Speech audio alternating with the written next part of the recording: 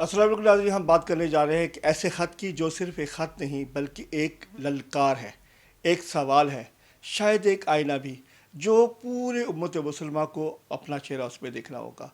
علی لہرجانی نے تمام مسلم ممالک کے نام ایک کھلا خط لکھا ہے اور اپنے ایکس اکاؤنٹ پر بھی شیئر کیا ہے، لیکن یہ صرف الفاظ نہیں ہیں، یہ ایک درد ہے، ایک شکوہ ہے، ایک واضح پیغام بھی ہے۔ وہ سوال جو انہوں نے اٹھایا ہے وہ سیدھا ہے مگر بہت بھاری ہے۔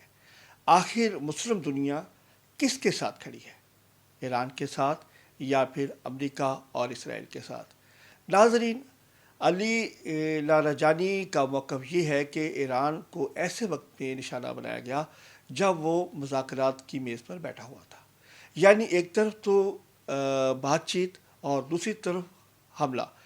ان کے مطابق یہ حملے صرف فوجی نوعیت کے نہیں ہوتے بلکہ اس میں عام شہری بھی متاثر ہوتے ہیں، اور یہی وہ نقطہ ہے جہاں معاملہ صرف سیاست نہیں رہتا بلکہ ایک انسانی المیہ بن جاتا ہے۔